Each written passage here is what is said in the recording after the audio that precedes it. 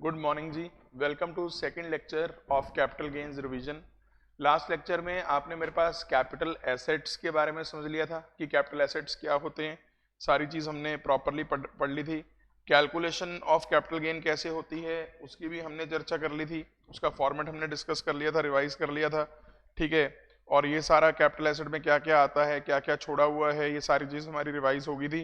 Transfer expenses के अंदर securities transaction tax को आपने नहीं शामिल करना, क्योंकि वो सिर्फ पीजीबीपी में अलाउड है। ठीक है, तो अब मैं आगे आ रहा हूँ। फॉर्मेट में मैंने आपको बताया था कि कॉस्ट ऑफ एक्विजिशन लेस होती है कैपिटल एसेट्स की जब आपने कैपिटल गेन निकालना होता है। तो सेक्शन नंबर 55 जनरल प्रोविजन है कॉस्ट ऑफ एक्विजिशन को लेके। तो इसमें आपको पॉइंट ध्यान होगा कि अगर तो कैपिटल एसेट एक्वायर्ड है 1/4/2001 से पहले, 1/4/2001 से पहले, उस केस में कॉस्ट ऑफ एक्विजिशन होगी higher of the following. Higher of the following क्या क्या होती थी? एक तो एक्चुअल कॉस्ट और एक हमारी, एक सेकेंड,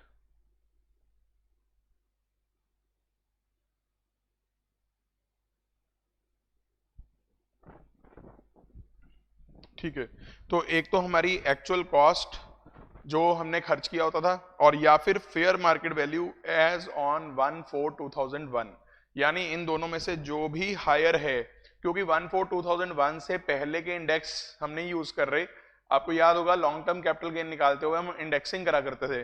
तो इंडेक्सिंग में हमारे पास जो इंडेक्स अवेलेबल थे वो 2001-2 से हमारे इंडेक्स अवेलेबल होते थे, और 2001-2 का इंडेक्स होता था 100।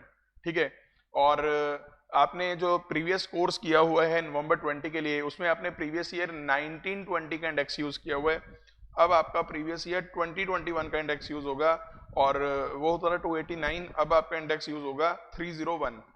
ठीक है, तो 2001-2 से लेके 2021 के तो सारे इंडेक्स अवेलेबल हैं, लेकिन 2001-2 से पहले का अगर आपका एसेट परचेज किया हुआ है तो उसके इंडेक्स हमारे पास अवेलेबल नहीं है। इसलिए हम लोग क्या करते थे, हम लोग उससे पुराने वाले एसेट्स को पहले 1/4/2001 की फेयर मार्केट वैल्यू पे ले आते थे।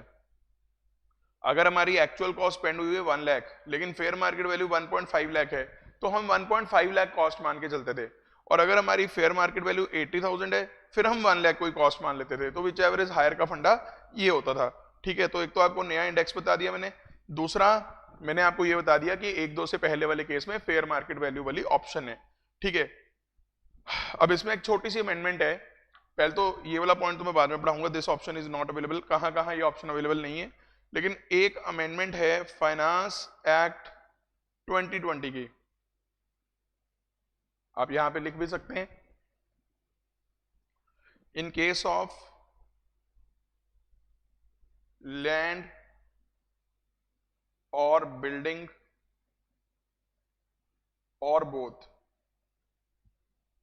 ये लैंड और बिल्डिंग और बोथ को हम प्यार से बोल सकते हैं immovable property. Immovable property, land और बिल्डिंग और बोथ को हम प्यार से बोल सकते हैं immovable property. In case of land और बिल्डिंग और both, FMV as on 1401 shall not exceed stamp duty value as on 1/4/2001 if available। ये अमेंडमेंट है जी। जो हमारी फेयर मार्केट वैल्यू है लैंड और बिल्डिंग और बोथ की, वो किसी भी केस में स्टैम्प ड्यूटी वैल्यू से एक्सीड नहीं कर सकती है। यानी अगर आपकी फेयर मार्केट वैल्यू आप बहुत ज्यादा क्लेम कर रहे हो लैंड और बिल्डिंग और बोथ की, क्योंकि यहां जितनी फेयर मार्केट वैल्यू आप ज्यादा क्लेम करोगे, आपकी कौआ यानी कॉस्ट ऑफ एक्विजिशन उतनी ज्यादा आएगी जितनी ज्यादा फेयर मार्केट वैल्यू आप क्लेम करोगे। तो कौआ अगर ज्यादा आएगा तो ऑब्वियसली कैपिटल गेन कम हो जाएगा। इसलिए ये नोटिस में आया हमारे सेंट्रल गवर्नमेंट के कि कुछ लोग अपनी जो पुरानी प्रॉपर्टीज हैं उनकी 1/4/2001 की जो वैल्यूएशन है वो बहुत ज्यादा हाई लगा रहे हैं। तो इन्होंने क्या बोल दिया कि हम लोग स्टैम्प ड्यूटी वैल्यू से इसे कंपेयर करेंगे, अगर वो अवेलेबल होगी उस टाइम की रिकॉर्ड्स वगैरह में, तो स्टैम्प ड्यूटी वैल्यू से अगर ये एक्सीड करेगी फेयर मार्केट वैल्यू, हम वो आपको क्लेम नहीं करने देंगे। यानी कि लैंड और बिल्डिंग और बोथ वाले केस में आपको कॉस्ट और फेयर मार्केट वैल्यू में से हायर तो चूज कर लेना है, लेकिन लेकिन एक बात और ध्यान रखना है इसके अंदर, इन्होंने सिर्फ फेयर मार्केट वैल्यू पर रिस्ट्रिक्शन लगाई है, यानी अगर एक्चुअल कॉस्ट ही आपकी बहुत ज्यादा हुई, मान लो अगर अगर एक्चुअल कॉस्ट है आपकी 50 लाख लेकिन फेयर मार्केट वैल्यू 40 लाख रहेगी, ठीक है, तो 50 और 40 में से तो 50 ही क्लेम किया जाएगा फिर आपका, क्योंकि जो आपकी एक्चुअल कॉस्ट इनकर हुई है वो तो आपको अलाउ कर देंगे। लेकिन सिर्फ प्रॉब्लम है अगर आपकी एक्चुअल कॉस्ट है, अगर आपकी एक्चुअल कॉस्ट है 30 लैक्स और आपकी फेयर मार्केट वैल्यू आप क्लेम कर रहे हो 40 लैक्स, लेकिन स्टैम्प ड्यूटी वैल्यू हमारी 35 लैक्स है उस दिन की, तो उस केस में आपका जो आंसर चलेगा यहाँ पे, उस केस में आपका आंसर जो चलेगा वो 35 लाख से आंसर होगा। अगर आपको ये अमेंडमेंट समझ में आ गई है तो फटाफट से एक बारी यस सर या थम्स अप कुछ भी आप मेरे को कमेंट बॉक्स में लिख दें ताकि मैं आगे बढ़ सकूं, और उम्मीद है कि आपने इसको नोट भी कर लिया होगा। जल्दी से फिर मैं आगे बढ़ूंगा।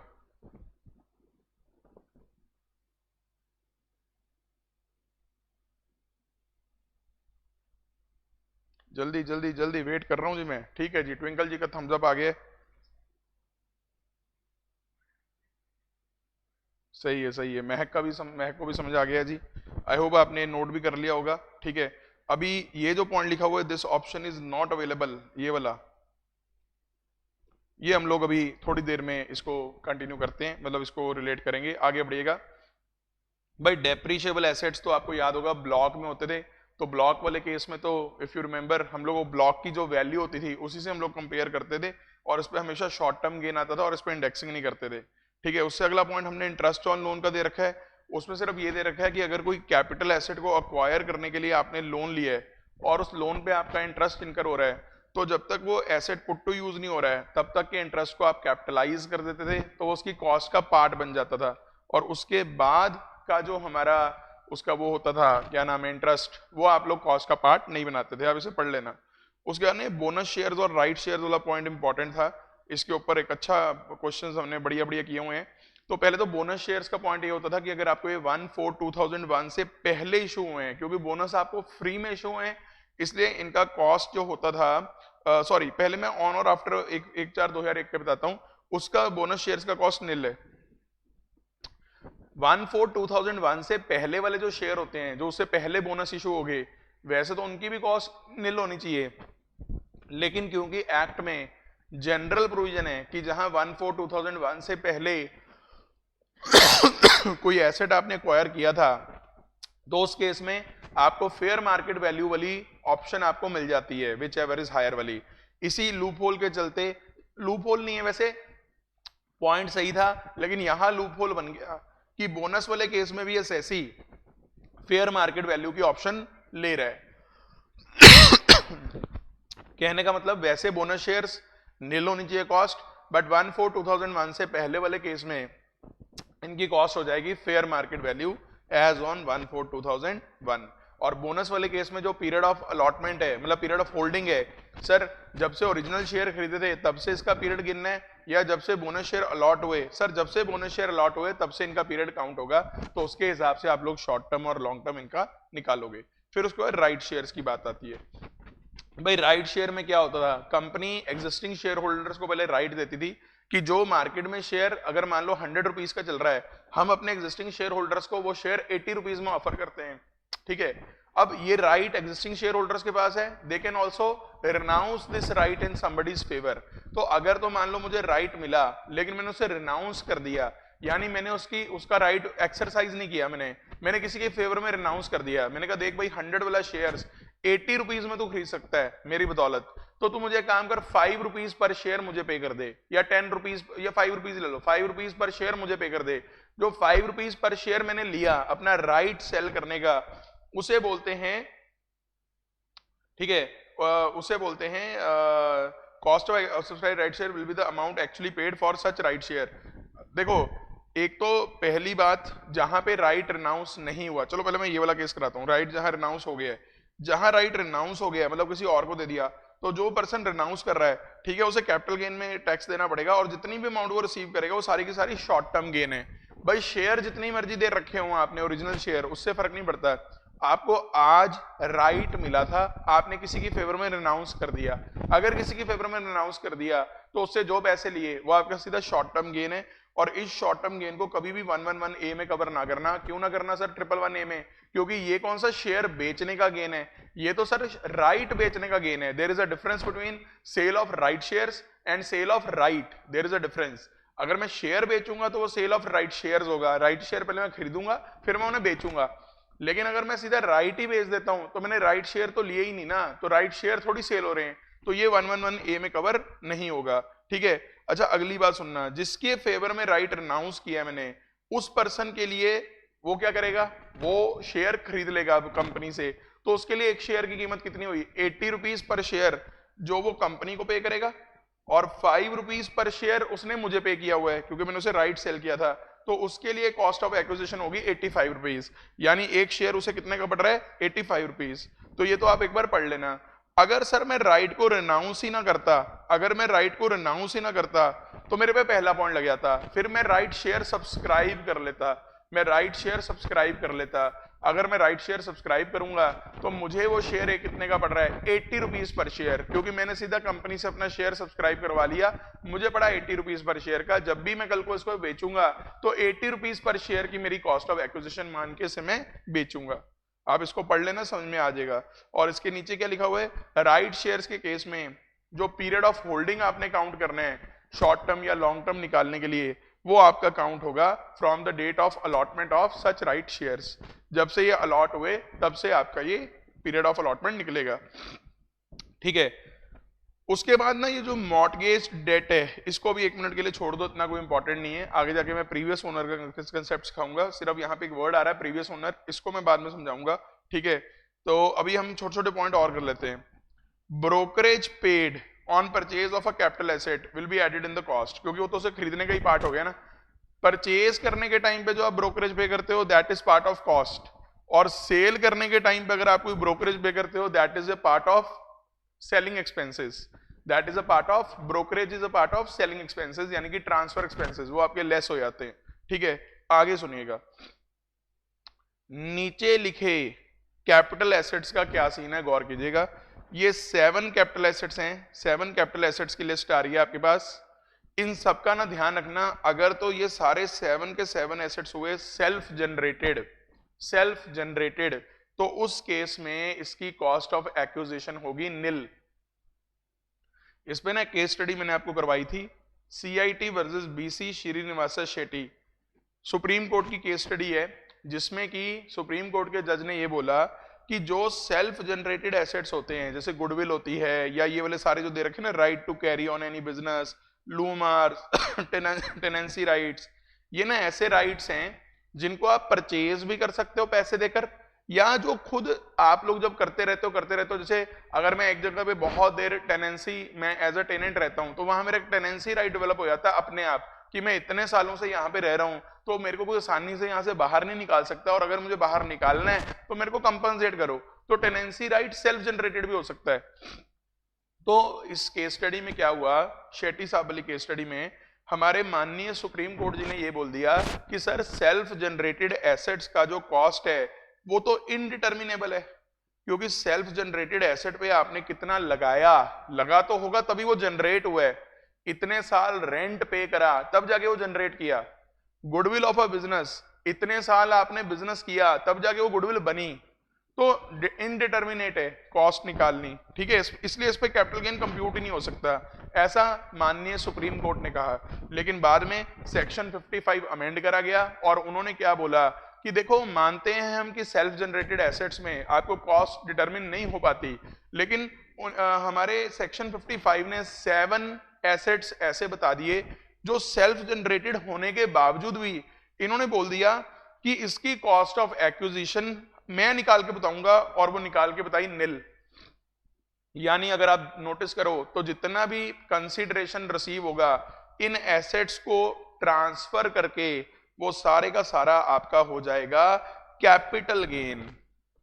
लेकिन ध्यान रखिएगा, आज भी अगर कोई ऐसे कैपिटल एसेट ट्रांसफर होते हैं जो सेल्फ जनरेटेड हैं और इन 7 में फॉल नहीं कर रहे, उस केस में अभी भी आप लोग कैपिटल गेन कंप्यूट नहीं कर पाओगे। क्यों नहीं कर पाओगे? क्योंकि उसकी कॉस्ट अभी भी इनडिटर्मिनेट है। तो आप cost of capital, cost of acquisition अगर माइनस नहीं कर पाओगे, वो इन्फिनिटी है या इनडिटर्मिनेट, आप ये को इन्फिनिटी भी नहीं, इनडिटर्मिनेट है, तो ऐसे में कैपिटल गेन भी आपका इनडिटर्मिनेट हो जाएगा। ये है पॉइंट नंबर हमारा 1। ठीक है, अब ये 7 एसेट्स में ध्यान रखना, गुडविल ऑफ अ बिजनेस तो कवर्ड है, लेकिन goodwill of a profession covered नहीं है। यानी अगर आपको क्वेश्चन आता है कि एक सीए साहब ने अपनी 30 इयर्स की जो प्रैक्टिस है उसकी गुडविल किसी को ट्रांसफर कर दी, तो उस पर कोई कैपिटल गेन कंप्यूट नहीं होगा। सिमिलरली एडवोकेट, डॉक्टर्स, हालांकि इन पे रिस्ट्रिक्शंस होती हैं, ऐसे नहीं अपने नाम आगे भेज सकते होते, बट अगर आपको ऐसा कोई क्वेश्चन आता है कि प्रोफेशनल ने अपनी गुडविल ट्रांसफर की आगे, तो you can not compute capital gain in this case.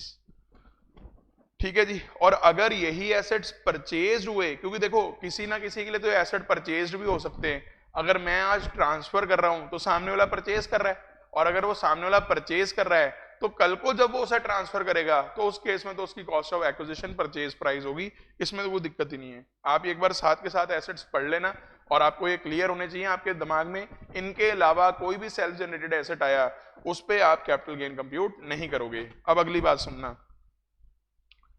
क्योंकि इन एसेट्स में कॉस्ट ऑफ एक्विजिशन आप निल कर रहे हो, तो लॉ मेकर के दिमाग में एक पॉइंट और आया कि बोनस वाले केस में, तो बोनस शेयर्स वाले केस में 1/4/2001 से जो पहले के जो शेयर थे उसमें फेयर मार्केट वैल्यू वाली ऑप्शन मिल जाती थी।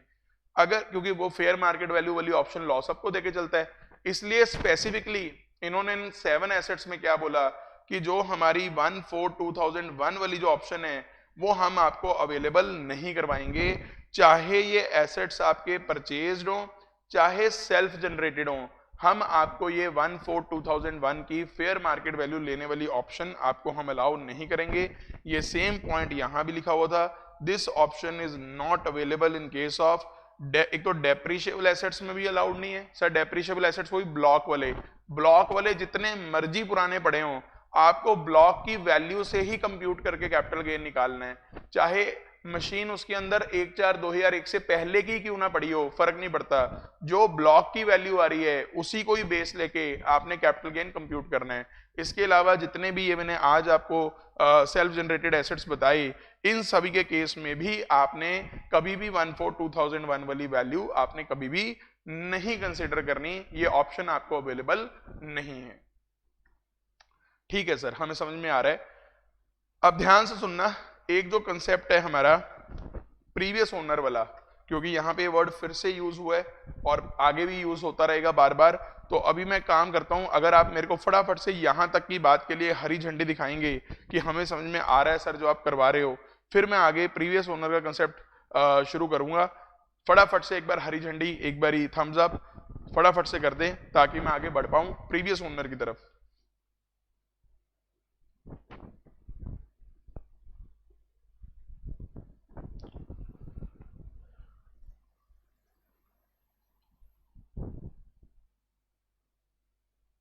हाँ जी वेट कर रहा हूं मैं, जल्दी करिए।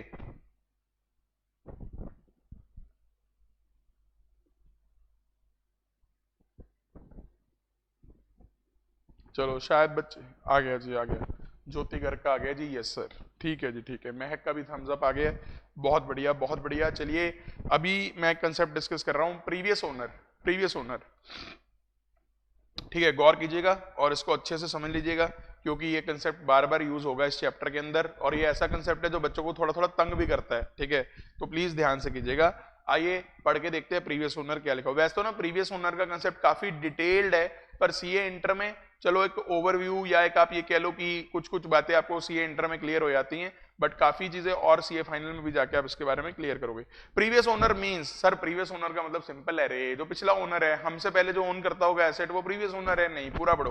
Previous owner means the last owner of the asset who acquired it by a mode of acquisition other than किस मोड से ना आया हो उसके पास, other than those specified under section 49 subsection 1।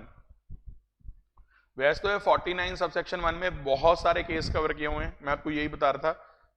जिसको तो 49 सबसेक्शन 1 के जरिए एसेट एक्वायर हुआ था वो प्रीवियस ओनर नहीं है। तो अब देखना ये है कि 49(1) में ऐसे कौन से केस हैं जो यहां लिखे हुए हैं। तो देखिए पहला, अगर कोई एसेट, मैं दूसरा पॉइंट पढ़ रहा हूं पहले, various modes of 49(1). Number 2, where the capital asset became the property of assessee under a gift, will, inheritance और सक्सेशन। ये पॉइंट आपके लिए सबसे ज्यादा यूज होता है सीए इंटर में। यानी सोचो, अगर मैं यहां पे A B C D E इस तरह से कुछ लोग दिखाऊं, तो एक माइंड में बस सिंपल बात याद रखिएगा ध्यान से, जो आपके सिलेबस के लिए रेलेवेंट रहेगी, कि ए ने एसेट गिफ्ट कर दिया बी को, बी ने एसेट गिफ्ट कर दिया सी को, सी ने एसेट गिफ्ट कर दिया डी को। सर ये एसेट है क्या? ज्वेलरी है, मान लो कैपिटल एसेट होगा कोई ना कोई, ठीक है, ज्वेलरी है, और डी ने गिफ्ट कर दिया ई को, ठीक है, और ए ने ज्वेलरी करी थी परचेज, ए ने ज्वेलरी करी थी परचेज। तो इस सिंपल सी इलस्ट्रेशन से आप ये समझ जाना कि जब मैं, अगर ये ज्वेलरी मान लो अगर ये ज्वेलरी मान लो 1 लाख रुपए की थी, सपोज, अगर ये ज्वेलरी सपोज 1 लाख रुपए की थी, ठीक है, तो हमारे इस क्वेश्चन में अगर बाद में ज्वेलरी सेल कर दी गई है, अगर बाद में ज्वेलरी सेल कर दी गई है ई के द्वारा, और ये सेल कर दी गई है 1.5 लाख में, तो ध्यान रखना फुल वैल्यू ऑफ कंसीडरेशन तो ई के लिए आ गई 1.5 लाख, इसमें कोई डाउट नहीं है। लेकिन क्या ई की कोई कॉस्ट ऑफ एक्विजिशन आएगी? तो इसका आंसर मैं आपको ये कहूंगा कि ई को भले ही ये एसेट गिफ्ट में मिला है, भले ही गिफ्ट में मिला है, लेकिन हमारे इनकम टैक्स लॉ में cost to the previous owner consider की जाती है। यानी मिस्टर ई ये देखेंगे मेरे लिए प्रीवियस ओनर कौन है, तो ई ने देखा डी, पता लगा डी को तो खुद ही एसेट गिफ्ट में मिला था, यानी डी प्रीवियस ओनर नहीं हो सकते, क्योंकि ऊपर लिखा है लॉ में कि प्रीवियस ओनर वो ओनर है जिसको एसेट एक्वायर हुआ था other than those specified modes under section 49 subsection 1। तो भाई डी तो प्रीवियस ओनर नहीं हो सकते, क्योंकि डी को तो 49 सबसेक्शन 1 के मोड में मिला हुआ एसेट। फिर हम सी के पास गए, सी को भी ऐसे ही मिला हुआ है, गिफ्ट मिला हुआ है। अच्छा मैं अकेला गिफ्ट बोल रहा हूं, गिफ्ट, विल, इनहेरिटेंस, सक्सेशन सब कवर हो रहे हैं इसमें। यानी जिनको भी विल में एसेट मिला है, इनहेरिटेंस में एसेट मिला है, गिफ्ट में एसेट मिला है, they can't be treated as previous owner. तो ना डी है, ना सी है, ना बी है, सिर्फ एक ए ऐसा आदमी है जिसको ये एसेट ना तो गिफ्ट में मिला है, ना विल में मिला है, ना इनहेरिटेंस में मिला है। इन्होंने खुद पैसे खर्च करके इस एसेट को परचेज किया था, इस ज्वेलरी को परचेज किया था। तो ऐसे में हम ये बोल सकते हैं, yes mister A is a person या is a previous owner who has acquired the asset otherwise than by a mode described under section 49 subsection 1। तो इस केस में प्रीवियस ओनर हमारे मिस्टर ए होंगे, इस केस में हमारे प्रीवियस ओनर मिस्टर ए होंगे। सर 49 सबसेक्शन 1 में और कौन से मोड्स हैं? एक मोड है number 1, on any distribution of assets on total और partial partition of an HUF. यानी अगर एक एचयूएफ का पार्टीशन हो रहा है और उस पार्टीशन पे मेंबर्स को एसेट्स डिस्ट्रीब्यूट हो रहे हैं, तो मेंबर्स को जो ये एसेट्स मिल रहे हैं, ये एसेट्स मिल रहे हैं under a mode described under section 49(1). यानी इस केस में जो मेंबर्स होंगे, मेंबर्स के पास भली प्रॉपर्टी आ गई, but members are not the previous owner, क्योंकि मेंबर्स को तो ये खुद मिला है एचयूएफ की डिस्ट्रीब्यूशन पे। तो इस केस में एचयूएफ ने पैसा स्पेंड किया होगा, तो HUF will be treated as the previous owner of this property. तो अगर आपको ये कंसेप्ट, और एक मैं क्यों कह रहा हूं ये बड़ा ब्रॉड है, अगर आप इसका लास्ट पॉइंट पढ़ो ना, under any transfer in some specified clauses of section 47 में कई क्लॉजेज हैं, तो 47 के भी, सर 47 कौन सा होता था? Transactions not regarded as transfer. जैसे अभी मैंने बताया कि अगर आप ए बी को गिफ्ट करता है, it is not a transfer, B C को गिफ्ट करता है, it is not a transfer. आपको पता होगा इस पे कैपिटल गेन कंप्यूट नहीं होता, इसीलिए तो आपको पता है, क्योंकि यहां कहीं भी कैपिटल गेन कंप्यूट नहीं हुआ, यहां कहीं भी कैपिटल गेन कंप्यूट नहीं हुआ, इसीलिए तो लॉ आपको ये ऑप्शन देता है। क्या ऑप्शन देता है? कि ए की जो कॉस्ट है आप वो लेस कर लो, यानी प्रीवियस ओनर की जो कॉस्ट है वो आप यहां लेस कर लो, क्योंकि बीच में हमने कोई टैक्स ट्रीटमेंट करा ही नहीं। हालांकि वैसे ना थोड़ा सा यहाँ पे एग्जांपल में गड़बड़ है, एग्जाम्पल यहाँ पे ना ज्वेलरी का ले लिया मैंने, तो यहाँ पे मेरे को ना वैल्यू 50,000 से कम लेनी चाहिए, क्योंकि 50,000 से ऊपर ना गिफ्ट टैक्सेबल हो जाता है हर साल, हर गिफ्ट टैक्सेबल हो रहा होगा। लेकिन यहाँ पे अगर मैं ज्वेलरी की कॉस्ट ले लूँ, यहाँ मान लो 30 के ज्वेलरी की कॉस्ट ले लूँ, ठीक है, तो उस केस में आपका एग्जाम्पल बिल्कुल ठीक हो जाएगा। मतलब ज्वेलरी की वैल्यू थोड़ी कम रख ली मैंने, 50,000 से कम रख ली, वरना वो भी सही हो सकता है 2 लाख वाला भी, अगर मैं सारी रिलेटेड पार्टीज कर दूं। अगर ये रिलेटिव्स होंगे आपस में, फिर तो गिफ्ट टैक्सेबल नहीं हो रहा होगा, उस केस में भी ये कंसेप्ट सही होता है। पर मैंने चलो वैल्यू ही कम कर दी ताकि आपको और बेटर समझ में आ जाए। आपको प्रीवियस ओनर का अगर मैं सिंपल मतलब बताऊं हमारे सीए इंटर के पर्पस के लिए, जिसकी जेब से पैसा गया हुआ है एसेट को बाय करने के लिए, उसे नॉर्मली हम प्रीवियस ओनर ट्रीट करते हैं। यानी जिसे गिफ्ट में एसेट मिला, इनहेरिटेंस में एसेट मिला, सक्सेशन में एसेट मिला, पार्टीशन पे एसेट मिला, उसे हम लोग प्रीवियस ओनर नहीं कंसिडर करते। फटाफट से मेरे को एक बार थम्स अप करके बताओ अगर आपको प्रीवियस ओनर का कंसेप्ट समझ में आ गया है, जल्दी से, मैं वेट कर रहा हूं।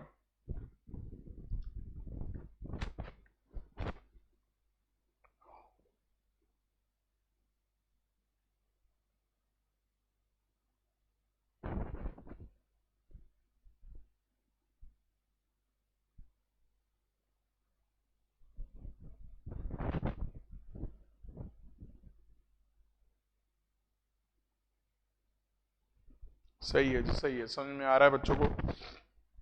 बहुत बढ़िया, बहुत बढ़िया, बहुत ही सही।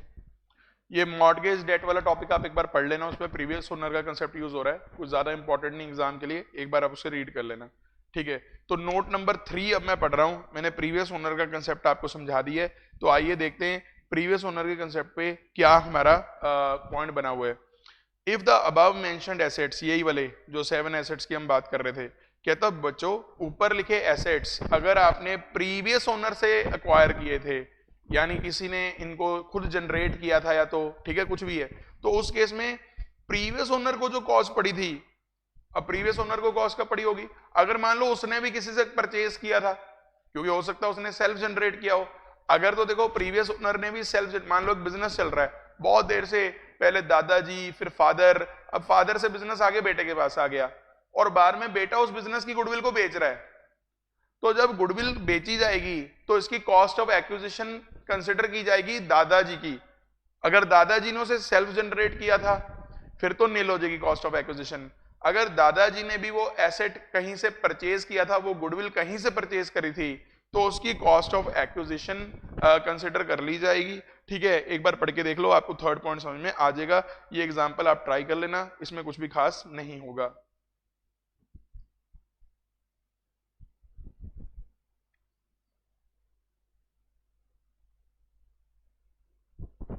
सही है सर, सही है, कर लेंगे, ठीक है। तो यहां से आगे बढ़ते हैं। अब ये जो पेज थे ना आगे सारे, ये सिक्योरिटीज से रिलेटेड थे, ठीक है, इसको भी मैं 1 मिनट के लिए छोड़ रहा हूं, मैं आगे ये वाले पेजेस थोड़े छोड़ रहा हूँ सिक्योरिटीज से रिलेटेड, इसमें कम से कम 6-7 पेजेस हैं, ठीक है।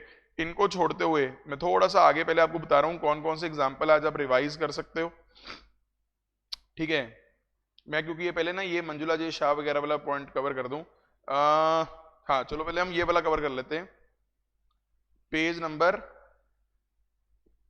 120 के आसपास का जो पॉइंट है। अभी देखो हमने क्या पॉइंट किया था कि इंडेक्सिंग, ये तो पता ही है सबको कि लॉन्ग टर्म गेन में इंडेक्सिंग होती है, ठीक है। अब यहां पे ना एक पॉइंट है कि अगर एसेट आपने प्रीवियस ओनर से एक्वायर किया था, कोई सेक्शन 47 वाली ट्रांजेक्शन में, देखो 47 वाली ही जो ट्रांजेक्शन है ना, वही आगे 49 में भी लिखी हुई हैं ज्यादातर। 47 में वही गिफ्ट, इनहेरिटेंस, विल, सक्सेशन। अगर कहता है ऐसी ट्रांजेक्शन में आपको एसेट एक्वायर हुआ था किसी प्रीवियस ओनर से जिसने पहले कभी खरीदा होगा, तो ऐसे में जो प्रीवियस ओनर की कॉस्ट है वो आप ले लेना ऊपर, लेकिन इसे डिवाइड कर लेना आप first held by the assessee वाले ईयर के साथ। ये मैंने आपको बताया था सर, बेयर एक्ट में थोड़ी सी लैंग्वेज की गड़बड़ है। वैसे तो हमें इसे डिवाइड करना चाहिए उस इंडेक्स के साथ जिस ईयर में प्रीवियस ओनर ने एसेट खरीदा था। यानी अगर प्रीवियस ओनर ने एसेट खरीदा था 2010-11 में सपोज, और उसने हमें गिफ्ट कर दिया 2015-16 में, और हम उसे अब सेल कर रहे हैं मान लो 2020-21 में, तो लॉजिकली देखें, अगर हम कॉस्ट प्रीवियस ओनर की उठा रहे हैं, जो भी मैंने यहाँ पे ली थी 2010 11 या जो भी जब भी, तो उसी पीरियड में आपका उसी पीरियड का इंडेक्स यूज करना चाहिए। लेकिन हमारा बेयर एक्ट कहता है कि जिस पीरियड में फर्स्ट हेल्ड किया था हमारे एसएससी ने, यानी जो 2021 में सेल कर रहा है, अगर उसे 14-15 में या 15-16 में एसेट मिला था, तो ऊपर कॉस्ट तो पुरानी रखो, लेकिन इसे डिवाइड कर दो 15-16 के इंडेक्स से, यानी जिस ईयर में एसएससी को पहली बार ये एसेट मिला। इसी चीज पे बॉम्बे हाई कोर्ट का जो CIT versus Manjula J Shah का पॉइंट है, उसने ये बोला कि इसमें वो पीरियड भी शामिल कर लो जिस पीरियड में प्रीवियस ओनर ने एसेट होल्ड किया हुआ था, यानी वो पीरियड भी होल्ड कर लो जब से प्रीवियस ओनर ने किया था तब से गिनो, और इसका इंडेक्स भी फिर वही यूज करो जब से प्रीवियस ओनर ने एसेट एक्वायर किया था।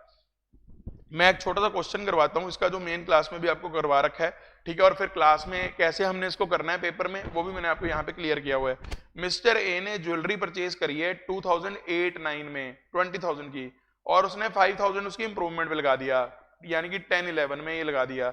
ध्यान रखना, ये जो पॉइंट है ना रोले वाला कि कौन से ईयर का इंडेक्स लेना है, ये सिर्फ कॉस्ट ऑफ एक्विजिशन में है। कॉस्ट ऑफ इंप्रूवमेंट में तो सीधा है, जिस ईयर में इंप्रूवमेंट कॉस्ट इनकर हुई उसी ईयर का इंडेक्स आपने यूज करना है हमेशा। आगे बढ़ता हूं, 1-10 एक काम करता हूं, साथ साथ लिखी जाता हूं। ये 2008-9 है, ये है 2008-9, और ये है 2010-11, ठीक है। ये है 18-19।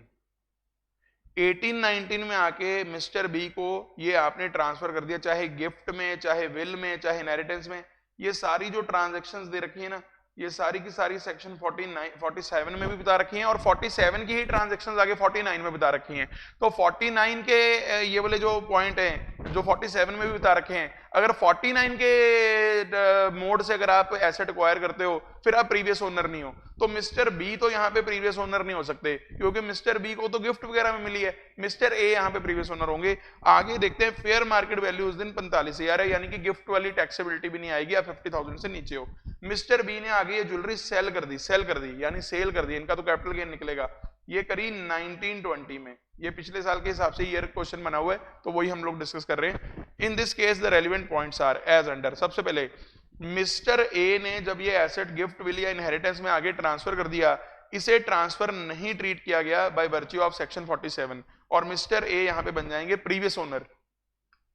मिस्टर बी को ज्वेलरी जैसे गिफ्ट से मिली, तो even then provisions of 56(2)(10) will not be attracted, क्योंकि फेयर मार्केट वैल्यू ज्वेलरी की 50,000 से क्रॉस नहीं कर रही, यानी कि 56,210 नहीं लग रहा, 56,210 नहीं लग रहा। तो ये पॉइंट का भी यहाँ पे रिसीव करा हुआ है, मतलब कंसिडर किया हुआ है। अगर तो गिफ्ट में मिला तो नहीं मिला 56,210, अगर विल या इनहेरिटेंस में मिला वहां तो 56,210 लगता ही नहीं। 56,210 ने माफ ही करा हुआ है कि अगर विल या इनहेरिटेंस में आगे कोई एसेट ट्रांसफर हो रहा है तो उस पर गिफ्ट का सेक्शन नहीं लगता, ठीक है। तो ये भी हो गया।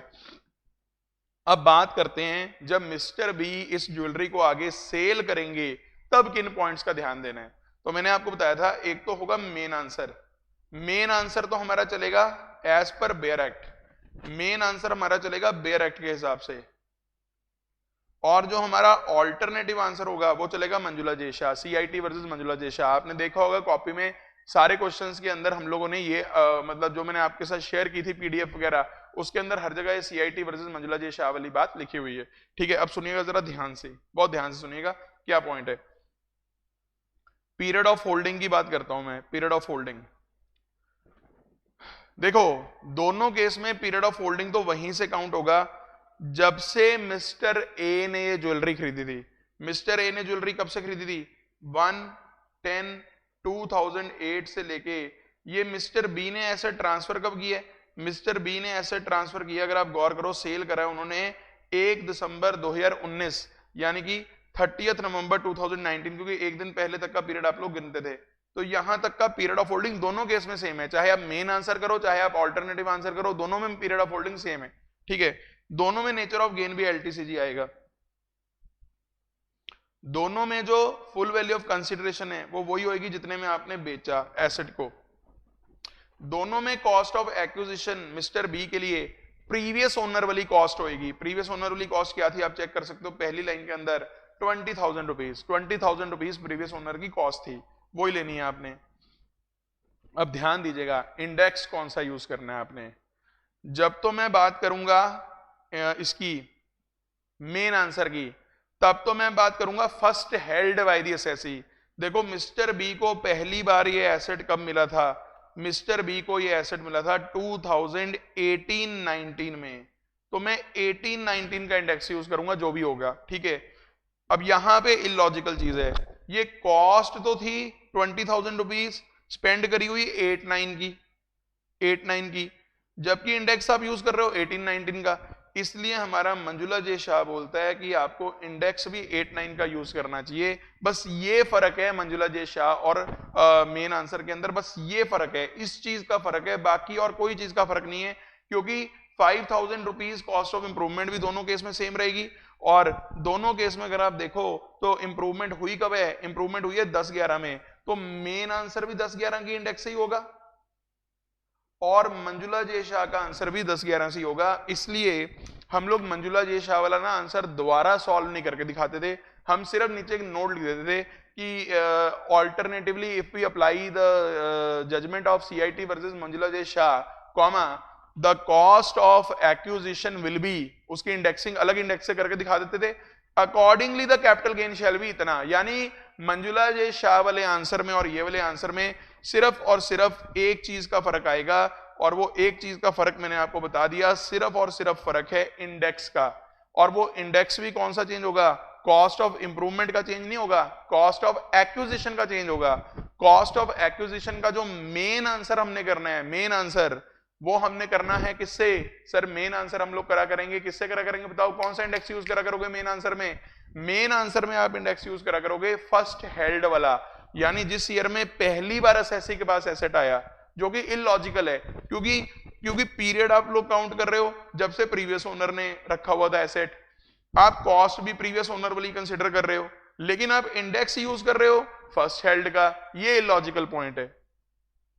इसीलिए मंजुला जे शाह वाली केस स्टडी में बोला गया कि लॉ की लिटरल इंटरप्रिटेशन जब हम कर रहे हैं तो उससे इलॉजिकल कॉन्सिक्वेंसेज हो रहे हैं, इलॉजिकल इंटरप्रिटेशंस आ रही हैं, तो बेटर है कि हम लोग किसकी इंडेक्सिंग यूज करा करें? हम यूज करा करें जिस ईयर में प्रीवियस ओनर ने एसेट, जब मैं कॉस्ट उसकी उठा रहा हूं, जब मैं पीरियड वहां से उठा रहा हूं, तो इंडेक्सिंग भी तो वहीं से करो ना।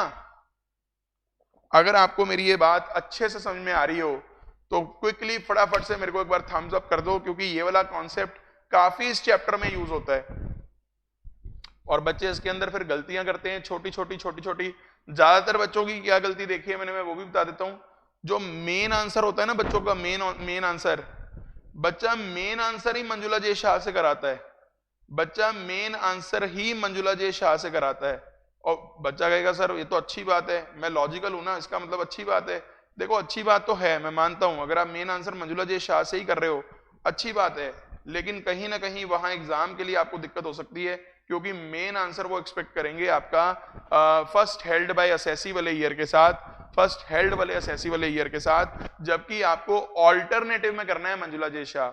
ठीक है, तो आप इनका अगर स्टडी मटेरियल भी देखोगे आईसीआई का, ठीक है, हम इस बार वाला टेस्ट भी कर लेते हैं जो नया वाला है ना जी, क्योंकि लास्ट टाइम वाले में तो इस तरह किया हुआ, तो हम इस बार का भी चेक कर लेते हैं ताकि सभी की तसल्ली भी हो जाए कि किस तरह से मैं आपको कहना चाह रहा हूँ। ठीक है, इंटरमीडिएट कोर्स में मैं गया, टैक्सेशन इसकी प्रैक्टिस चाहिए सर, मैं आपको पहले क्लियर कर दूं। ठीक है, May 21 स्टडी मटेरियल, और यहां पे अगर मैं गया, हो पीजीबीपी खुल गया, तो कैपिटल गेन्स में, तो कैपिटल गेन्स के अंदर मैं आपको ये चीज कहना चाह रहा हूं,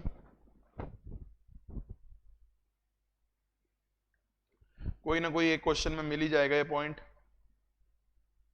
काफी कॉमन सा पॉइंट देखने को मिलता है कैपिटल गेन के चैप्टर में।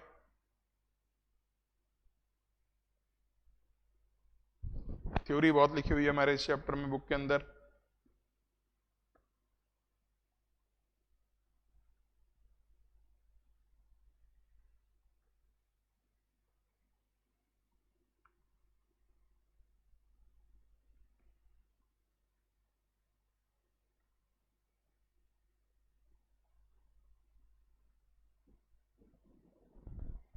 यहां मिलेगा कहीं,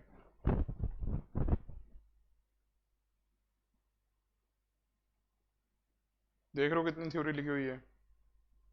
ये वाली अमेंडमेंट देख लो जो आज कवर की है, इन case of a capital asset, ये वाली being land or building or both, the fair market value of such asset shall not exceed the stamp duty value wherever available। मैंने आपको शॉर्ट में लिखवा दिया था कि बस वो उससे एक्सीड नहीं करनी चाहिए। तो ये अमेंडमेंट है, इस बार के लिए इंपॉर्टेंट अमेंडमेंट रहेगी आपकी, क्योंकि बिल्डिंग वगैरह पुरानी सेल होती है बहुत बार, पुरानी, तो उसमें 1/4/2001 की स्टैम्प ड्यूटी वैल्यू से कंपेयर करना मत भूल जाना, ठीक है? इससे पहले नहीं होता था ये।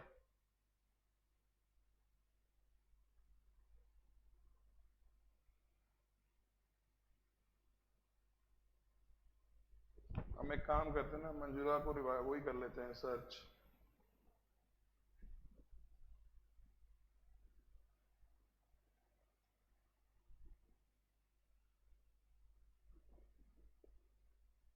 अच्छा, इसका मतलब इन्होंने इसको इस बार हटा ही दिया। न्यूमेरिकल्स में देख लेते हैं, चलो एक बार हम इसको चेक भी कर लेंगे अगर ये मंजुला जे शाह वाली रूलिंग लगा ही नहीं रहे हैं कहीं भी, क्योंकि मैंने सर्च किया तो सिर्फ एक ही बार आ रहा है, क्योंकि पहले तो लगा रहे थे ये मंजुला जे शाह की केस स्टडी से आंसर।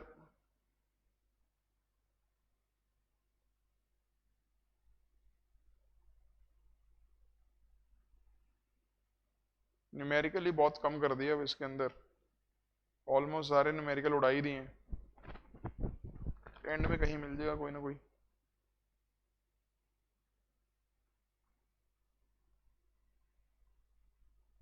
समरीज और थ्योरी पे जोर दे रखा है, बताओ इनमें किसी में कहीं हो सकता है, इसमें नहीं है, इस वाले क्वेश्चन में भी नहीं है, इस वाले क्वेश्चन में भी नहीं है, इस क्वेश्चन में भी नहीं है, ये पॉइंट यहाँ भी नहीं है। मुझे लगता है क्वेश्चन ही सारे इन्होंने वो उड़ा दिए हैं जिसके अंदर कहीं भी मंजुला जी शाह वाला पॉइंट ही लग रहा हो। ये बड़ी गड़बड़ कर देते हैं, कोई क्वेश्चन दिख ही नहीं रहा अभी तो मुझे मंजुला जी शाह वाला, मतलब जिसमें गिफ्ट्स वगैरह हों वो क्वेश्चन नहीं दिख रहा कोई। बट पुराने स्टडी मटेरियल में अगर मैं एक बारी यहाँ पे भी देख लूँ,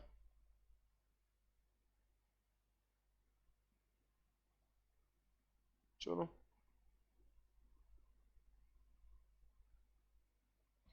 कोई बात नहीं, जैसे भी है थोड़ा और इसको चेक कर लेते हैं। बट वैसे पुराने में तो ऐसे ही कराते थे कि ऑल्टरनेटिव देखते थे कि in the case of Manjula J Shah वाला, वो वाला हम उस तरह से ऑल्टरनेटिव से करते थे। बट आई होप आपको यहाँ तक का लेक्चर समझ में आ गया होगा, आप इसकी रिवीजन कर लेना, ठीक है? रिमेंबर में क्या लिखा है वो भी देख लो। रिमेंबर में ये लिखा हुआ है कि अगर इसी एग्जाम्पल में जो अभी हमने ऊपर कवर किया है सारा, अगर कहीं भी 56 to 10 लग जाता, मान लो जैसे हमारे इस क्वेश्चन में ए बी ये गिफ्ट कर रहे हैं, ठीक है, और फिर ये सेल कर रहे हैं, तो क्योंकि यहां 56 to 10 नहीं लगा, 56 to 10 क्योंकि यहां नहीं लगा, इसलिए हमने सारी कैलकुलेशंस यहां से करी हैं। रिमेंबर में मैंने ये लिखा हुआ है कि अगर मान लो इसी स्टेज पे 56 to 10 लग जाता, मान लो 56 to 10 अगर यहीं लग जाता, फिर तो इनकी टैक्सेबिलिटी आ गई होती बी की। उस केस में जितनी अमाउंट पे ये टैक्स पे कर देते, वो फेयर मार्केट वैल्यू लेकर ना हम लोग गिफ्ट का टैक्स पे करते थे, फिर ये वाला जो पीरियड है वो सारा इररेलेवेंट हो जाएगा, क्योंकि फिर तो टैक्सेबिलिटी जब निकल आई फिर पीछे जो भी है वो सब इररेलेवेंट हो जाता है। आपको पहले भी ये मैंने चीज करवाई हुई है, वैसे आगे जाके भी कहीं ना कहीं मैं करवा दूंगा इसी रिवीजन के अंदर, पर हो सकता है कईयों को समझ में आ गया हो कि अगर ये एसेट मान लो 70,000 का था, ठीक है, इसकी एक्चुअल कॉस्ट 70,000 की थी, लेकिन जब ये गिफ्ट आया तब इसकी फेयर मार्केट वैल्यू 90,000 है, मान लो 90,000 है, तो 90,000 रुपीज पे तो बी ने टैक्स पे कर दिया ना, यही 90,000 रुपीज हमारी कॉस्ट बन जाती थी बी की, और बी जब भी इसको आगे सेल करेंगे ना तो मिस्टर ए की कॉस्ट रेलिवेंट होगी, ना ही मिस्टर ए का पीरियड रेलिवेंट होगा, मतलब जो भी ये प्रीवियस ओनर वाला कंसेप्ट है वो सारे का सारा खत्म हो जाएगा, क्योंकि जब गिफ्ट की टैक्सेबिलिटी आ गई, जब गिफ्ट पे टैक्स ही पे कर दिया मिस्टर बी ने, तो अब तो मिस्टर बी के यहां से शुरू होगी ना सारी बात, आगे पीरियड ऑफ होल्डिंग भी मिस्टर बी का यहां से काउंट होगा, जितनी देर मिस्टर बी होल्ड करेंगे इस एसेट को, पीरियड ऑफ होल्डिंग भी वो लिया जाएगा। जो कॉस्ट ऑफ एक्विजिशन होगी अब मिस्टर बी के लिए, वो कॉस्ट ऑफ प्रीवियस ओनर नहीं होगी, क्योंकि प्रीवियस ओनर का कंसेप्ट ही इररिलेवेंट हो जाएगा, यहां पे फेयर मार्केट वैल्यू इनकी कॉस्ट बन जाएगी, और जितने में ये बेचेंगे वो इनकी फुल वैल्यू ऑफ कंसिडरेशन होगी, तो इस हिसाब से काम होगा। क्या आपको ये लास्ट पॉइंट समझ में आया गिफ्ट की टैक्सेबिलिटी वाला, कि अगर गिफ्ट टैक्सेबल हो गया रेसिपिएंट के हाथों में, फिर प्रीवियस ओनर का कंसेप्ट सारे का सारा इररेलेवेंट हो जाएगा। और सिर्फ उसे रटो मत, लॉजिकली सोचो कि जब मिस्टर बी ने यहां पे टैक्स दे ही दिया तो मिस्टर ए की तो अब कहानी खत्म होगी ना। अगर मिस्टर बी पे भी कोई टैक्स ना लगता गिफ्ट का, फिर हम लोग ये बोलते मिस्टर बी कोई बात नहीं, जब आप इसे सेल करोगे तो सारे का सारा जो पिछला का जो पीरियड है वो सारा का सारा लेस होगा। तो ये पॉइंट भी थोड़ा समझने वाला है, आगे जाके फिर से आएगा, ठीक है, वहां पे मैं फिर से रिपीट करवा दूंगा, डोंट वरी। बट अभी तो फिलहाल आपके लिए इतना टास्क है कि जितना मैंने आज आपको करवाया है इसको प्लीज अच्छे से रिवाइज कर लो, क्योंकि कैपिटल गेन का चैप्टर फिर बच्चों को तंग करता है छोटे छोटे पॉइंट्स के अंदर। बट आई वुड रादर से कि आप लोग प्लीज कुछ कंसेप्ट्स रिवाइज कीजिए। मैं तो ये भी कहूंगा कि कुछ एग्जाम्पल भी अगर आप कर सको तो कर लेना, जैसे कि एक तो ये वाला होमवर्क कर लो जो यहाँ पे दे रखा है मैंने, कॉस्ट ऑफ इंप्रूवमेंट का टॉपिक पढ़ लेना, सिंपल है, ठीक है, उसमें कुछ नहीं है खास। कॉस्ट ऑफ इंप्रूवमेंट का टॉपिक पढ़ लेना और ये होमवर्क कर लेना, ये वाला एग्जांपल जो उसके नीचे दे रखा है। और इसके अलावा ये वाले क्वेश्चन कर लो, ये वाला क्वेश्चन एग्जांपल पढ़ लेना, ठीक है, कॉपी में कर लेना आप इसको, यहाँ बुक में करवाया ही होगा। एग्जाम्पल 3 कर लो, एग्जाम्पल 4 कर लो, ठीक है। ये वाला एग्जाम्पल अभी छोड़ देना शेयर्स वाला, क्योंकि इसके अंदर अभी मैंने एक पॉइंट आपका कवर नहीं किया, शेयर्स वाला एग्जाम्पल अभी छोड़ देना, बाकी कर लो। शेयर्स के अलावा वाले एग्जाम्पल कर लो, कल हम लोग इसको भी थोड़ा सा कवर करने की कोशिश करते हैं जैसे भी है। तो आई होप आपकी आज की जो अमेंडमेंट है वो भी आपको समझ में आ गई होगी और सभी बच्चे इन चीज़ों की सारी रिवीजन आप कर लोगे। तो अभी हम यहाँ पे कक्षा को रोकते हैं, कल फिर मुलाकात होगी, बट प्लीज कल शायद में भी लेक्चर ना लग पाए, देख लेंगे, अगर टाइम लगेगा शेड्यूल सेट होगा तो मैं कहीं शाम वगैरह को अगर हो सके तो लगा दूंगा, वरना आप जितना मैंने अभी करवाया है उसको प्लीज आप रिवाइज कर लो। आज के लिए इतना ही, जैसे भी होगा आपको ऐप पे नोटिफाई कर देंगे, ठीक है। Thank you very much, bye bye, take care.